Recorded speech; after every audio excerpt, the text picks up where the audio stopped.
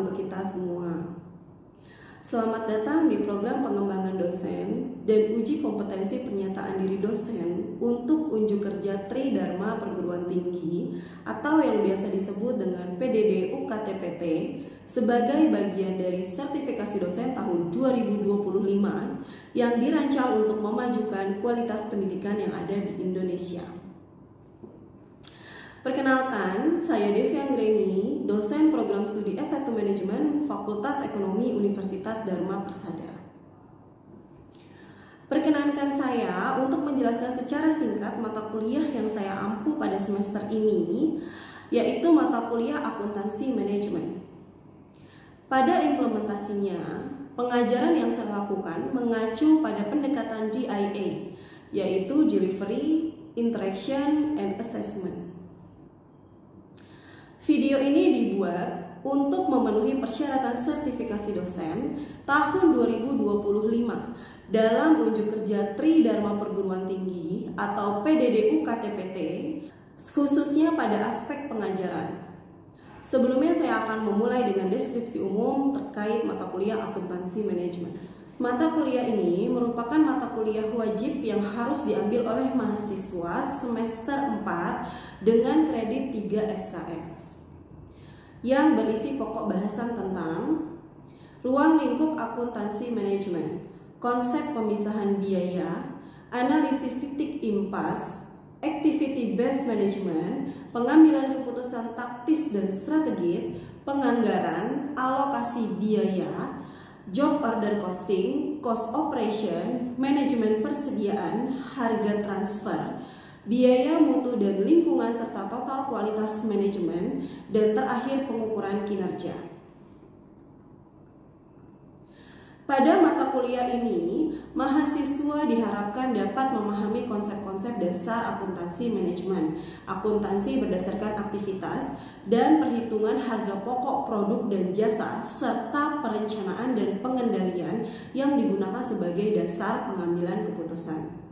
Adapun capaian pembelajaran lulusan yaitu yang pertama, mampu mengaplikasikan prinsip-prinsip akuntansi manajemen.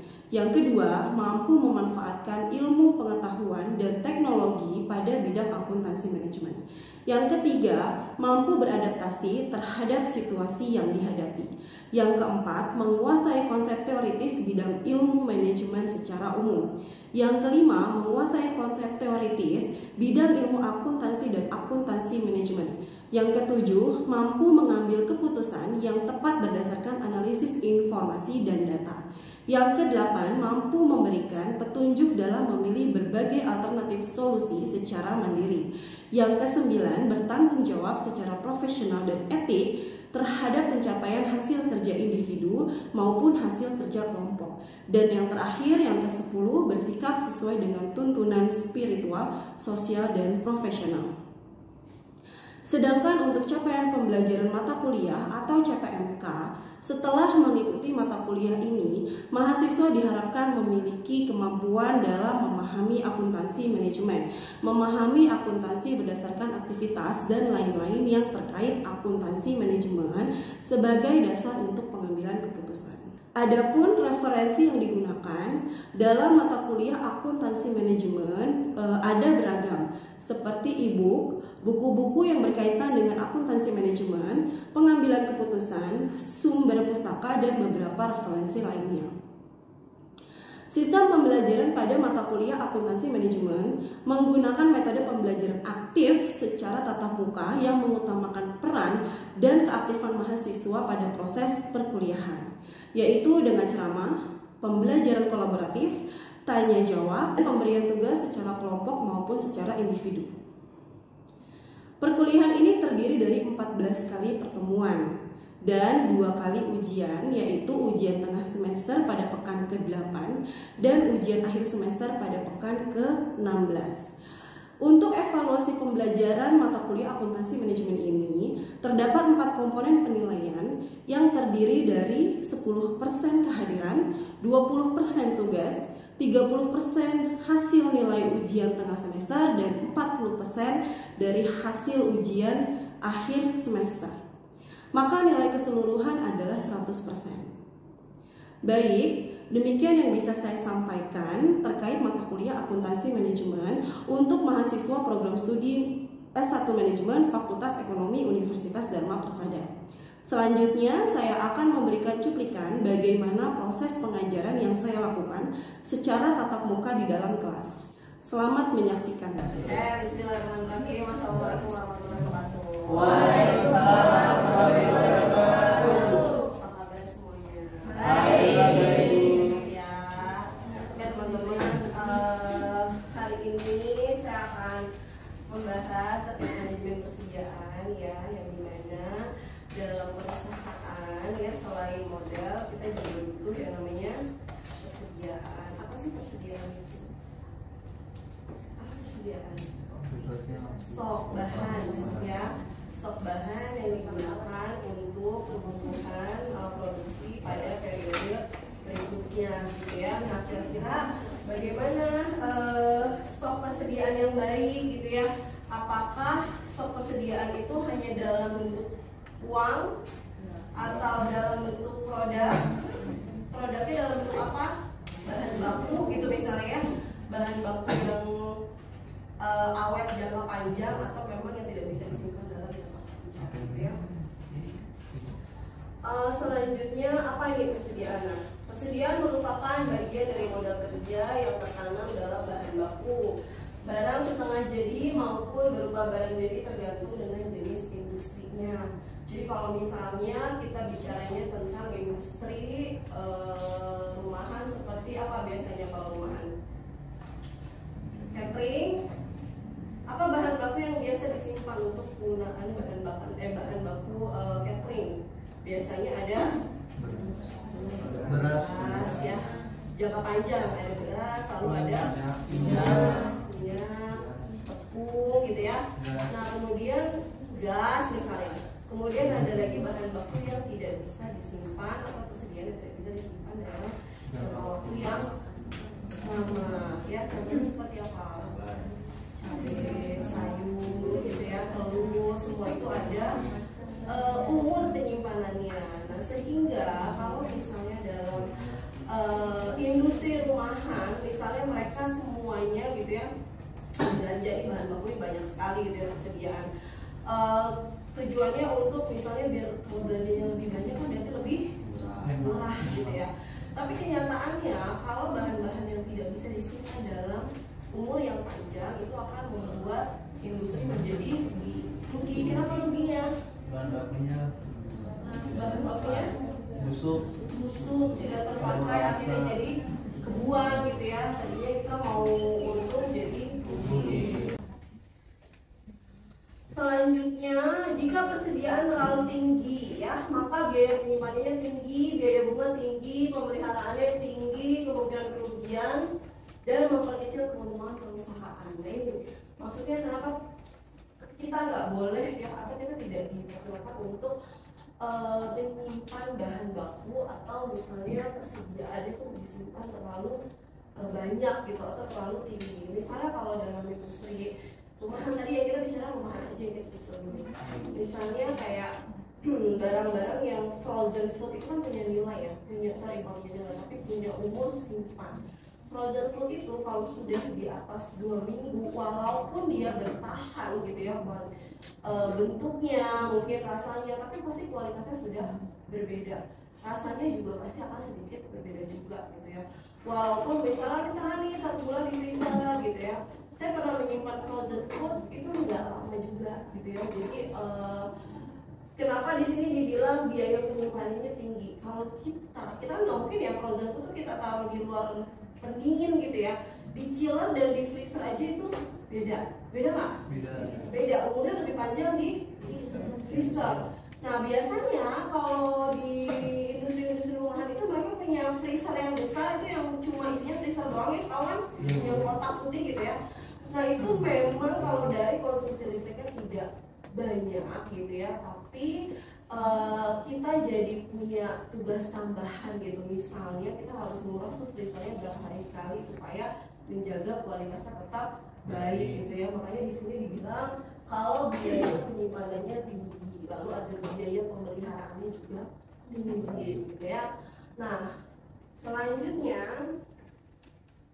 jika persediaan terlalu kecil, maka proses produksi akan terganggu. Nah, di sini akibatnya perusahaan tidak dapat bekerja dengan full capacity. Artinya tidak bekerja dengan sepenuhnya, lalu penjualan turun. Perusahaan tidak dapat memenuhi permintaan konsumen, turunnya market share dan turunnya laba. Kenapa bisa dengan kita tidak menyimpan persediaan yang banyak atau misalnya hanya sedikit, kenapa malah membuat perusahaan menjadi rugi? Karena kekurangan bahan. Karena kekurangan bahan. Bisa beli lagi nggak? Bisa. Tapi Butuh waktu. belum tahu harganya, butuh waktu, bisa jadi harganya sudah naik ya, lebih mahal gitu kan. Terus apa lagi? Turunnya laba. Kenapa bisa terjadi turunnya laba? Karena jika membeli suatu barang dengan sedikit itu dengan harganya itu Harganya mahal. lebih mahal gitu ya, seperti yang tadi saya bilang. Kita nggak tahu kapan harga beras akan naik, kita nggak tahu kapan harga minyak akan naik gitu ya, atau bahkan akan turun gitu. Sekarang kalau di Indomaret kita tuh di supermarket gitu ya, kita boleh beli minyak harganya di bawah 40.000, tapi harus ada syaratnya. Ya nggak? Iya. Harus ada syarat, belanja dulu misalnya belanja 100.000 baru boleh tebus murah gitu ya, tebus murah minyak harganya berapa.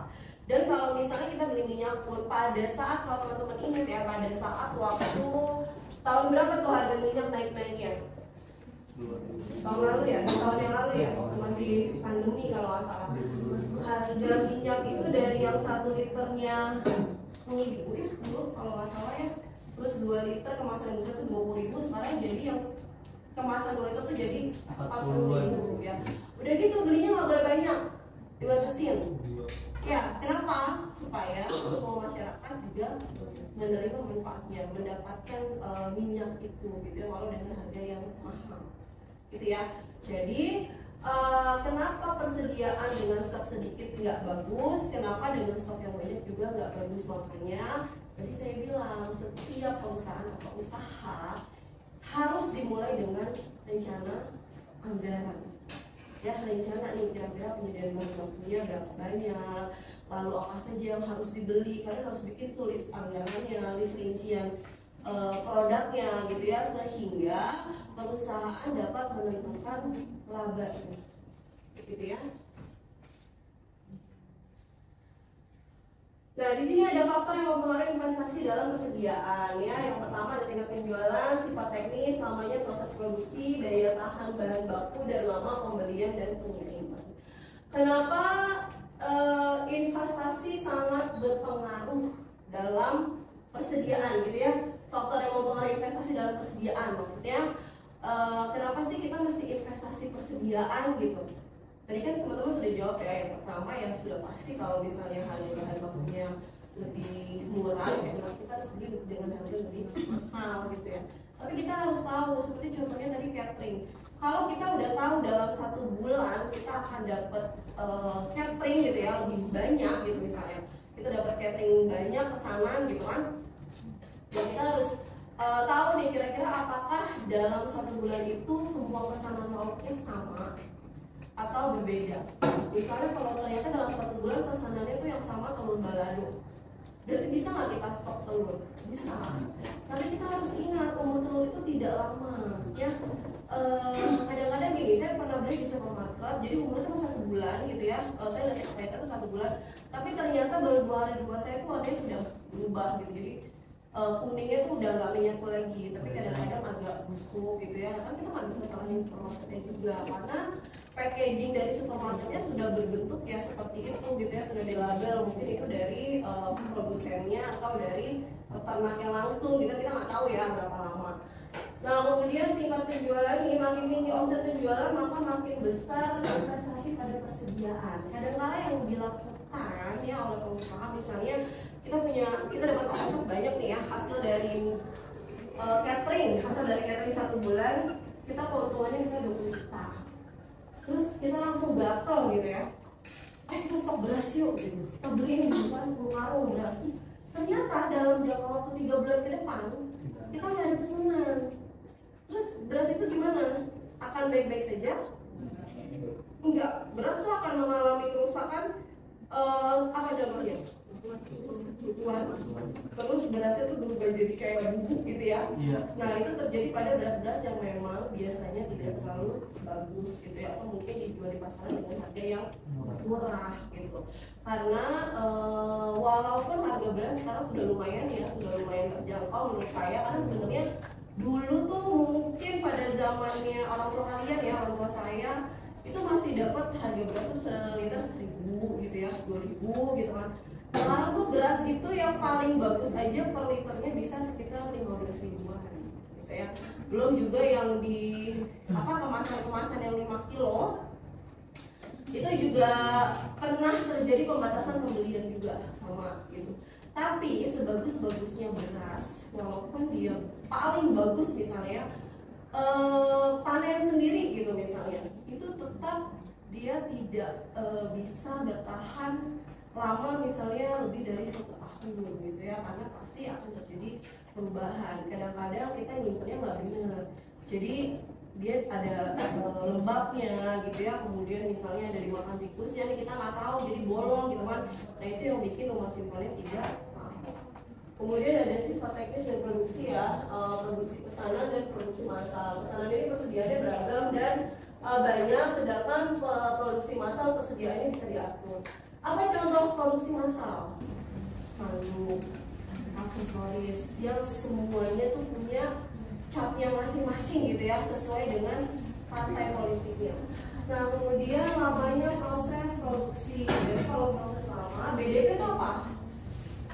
Biaya dalam prosesnya tinggi. Kenapa? Karena biaya-biaya yang muncul dalam proses produksi itu tidak hanya biaya bahan baku saja, tapi ada biaya waktu, ada biaya mesin, ada biaya tenaga kerjanya. Kalau misalnya kita tidak memiliki karyawan tetap gitu ya, kalau kita pakainya misalnya karyawannya harian aja, misalnya satu hari kita bayar 100.000 gitu kan. Kira-kira kalau kita mau produksinya 1 minggu berarti kita keluar uang berapa? 700.000 untuk 1 orang. Ternyata orangnya lelet banget kerjanya, terus harus dikasih tahu, harus begini begitu, datangnya terlambat, pulangnya cepet gitu ya. Akhirnya proses produksi memerlukan waktu yang lama, sehingga dengan keterlambatan proses produksi maka biaya kita keluarkan akan banyak, akan besar. Bisa jadi harusnya seminggu selesai, tapi ternyata jadi 2 minggu. Berarti biaya kita keluarkan akan double, 2 kali lipat. Sedangkan produk yang diproduksi itu adalah sama jumlahnya, maka itu akan merugikan perusahaan. Lalu selanjutnya daya tahan bahan baku dan produk akhir ya. Ada barang tahan lama, tidak tahan lama, dan barang musiman. Apa contoh barang musiman? Kue lebaran. Apa kue lebarannya? Nastar, putri salju. Selain kue apa lagi yang musiman? Buah apa? Rambutan, durian, terus mangga. Mangga musiman kan? Kelapa musiman nggak? Kelapa emang musiman ya? Perasaan saya kalau ke toko buah selalu ada kelapa. Oh iya, bisa gitu ya. Terus ada lagi barang bahan tidak lama ya. Barang-barang tidak lama tuh itu persediaannya relatif mudah ya tadi saya bilang. Jadi kalau misalnya kita udah tahu barang tersebut tidak bisa disimpan dalam kurun waktu yang lama, maka belinya nggak usah banyak, sedikit aja ya. Jadi habis ya beli. Kalau biar misalnya kalau misalnya kita belinya sedikit ya nanti harganya mahal. Itu akan jadi mahal kalau kalian belinya banyak tapi nggak digunakan. Ya karena akan terbuang barang tersebut. Lalu lama pembelian dan pengiriman ya. Nah selanjutnya ada tingkat perputaran persediaan barang dagangan ya. Inventory turnover, perputarannya ya, dengan perputarannya berapa kali. Makanya kalau untuk mengingat, saya sering sih tanya, boleh nggak sih perusahaan punya modal banyak gitu ya, atau dia punya kas yang besar gitu, yang banyak dan yang besar gitu nominalnya, boleh nggak? Jawabannya ada boleh dan ada tidak. Kenapa bolehnya? Kalau dari sisi yang punya, si pemilik usaha, mereka akan merasa aman karena perusahaan dalam kondisi apapun modalnya tetap banyak, persediaannya ada, gitu ya. Modal itu kan termasuk dalam salah satu jenis persediaan modal, gitu ya. Jadi kalau misalnya kita mau belanja ya uangnya ada. Lalu kalau dari sisi bisnis saya bilang nggak boleh, nggak baik. Kenapa? Karena di situ perusahaan akan terlihat kalau perusahaan ini tidak bisa menggunakan asetnya atau modalnya dengan baik, gitu ya. Misalnya seperti perputaran persediaan ini ya, inventory turnover-nya ini kan di sini satuannya adalah kali, berarti kita biasanya menghitung kira-kira modal yang ada atau persediaan yang ada mengalami berapa kali putaran dalam 1 tahun misalnya. Jika standar perputaran perusahaan itu menggunakan dana sebesar atau sebanyak misalnya 10 kali, artinya kalau dana tersebut berputar di atas 10 kali, maka perusahaan baik atau enggak? Standar ini 10 kali nih, muterin modalnya. Ternyata pada tahun itu atau pada periode itu, perusahaan justru malah memutarkan modalnya sebanyak 15 kali. Bagus nggak? Bagus nggak? Bingung. Standar perputaran modal perusahaan 10 kali, ya. Ternyata pada periode itu perusahaan memutarkan modalnya sebanyak 15 kali. Berarti posisi perusahaan itu baik atau enggak? Kenapa enggak? Dia di atas loh.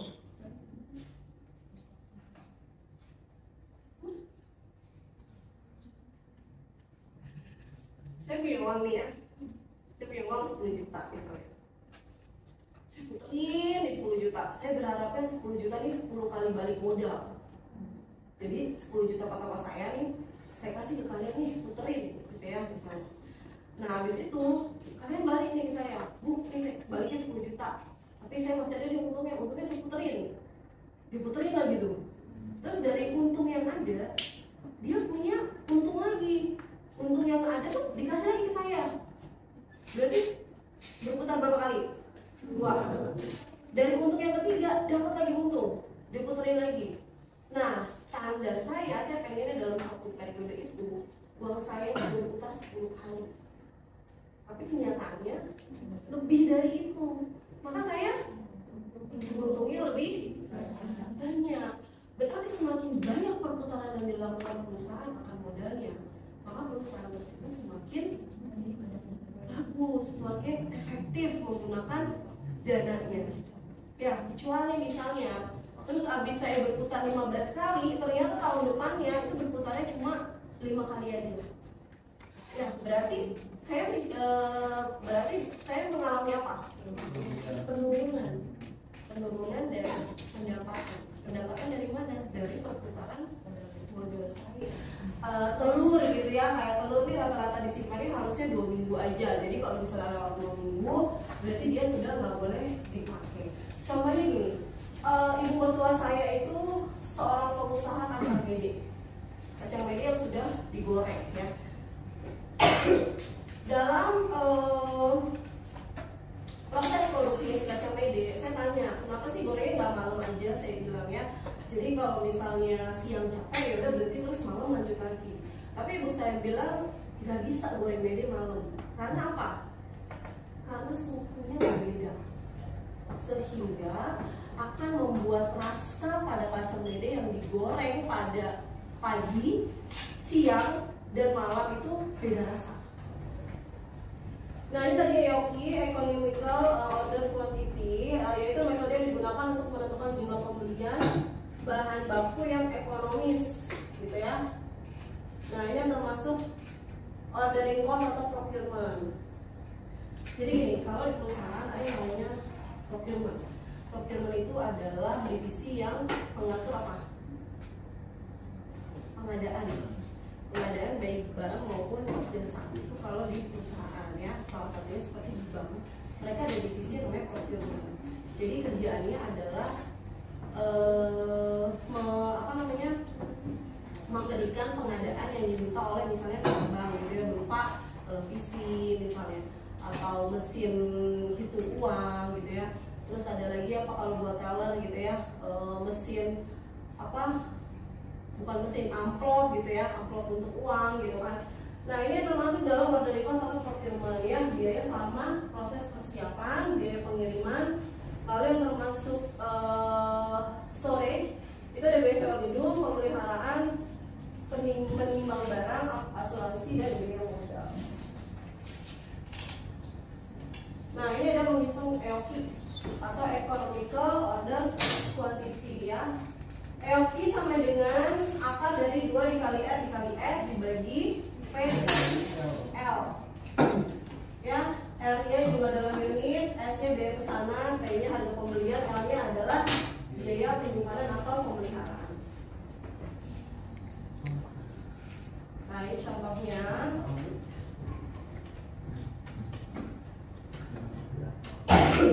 Biaya penyimpanan di gudang adalah 40% dan nilai persediaan di gudang, biaya pesanan 15 juta, lalu biaya jumlah material yang dibutuhkan 1.200 unit dengan harga 1 juta per unit. Jadi jawabannya EOQ-nya adalah 300 unit.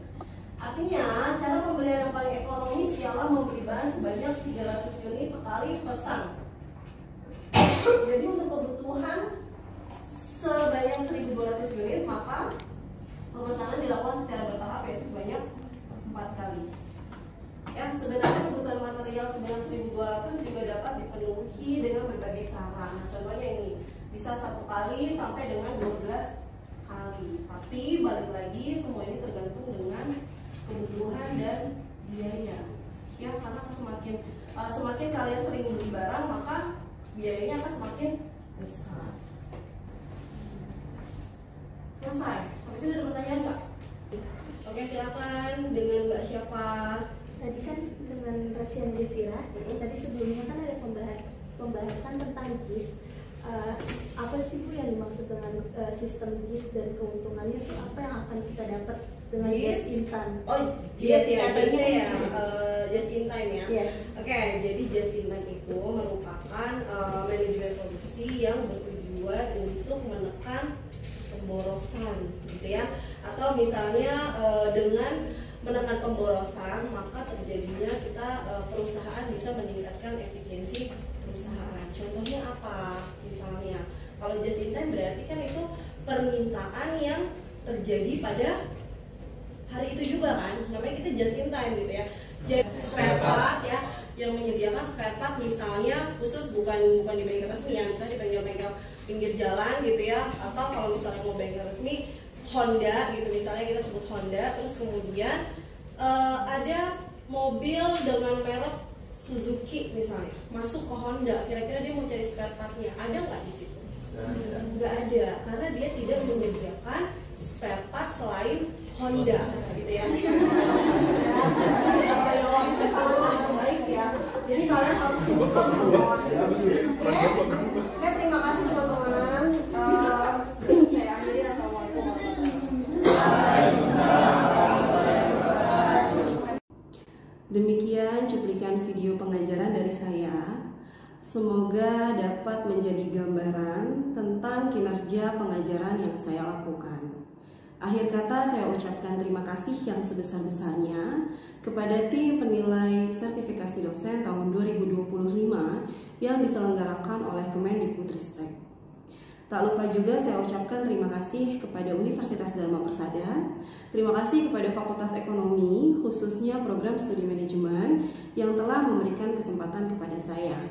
Tak lupa saya ucapkan terima kasih juga kepada rekan-rekan dosen dan seluruh mahasiswa yang telah membantu saya dalam pengajaran selama ini. Demikian saya sampaikan, mohon maaf atas segala kekurangan. Wassalamualaikum warahmatullahi wabarakatuh.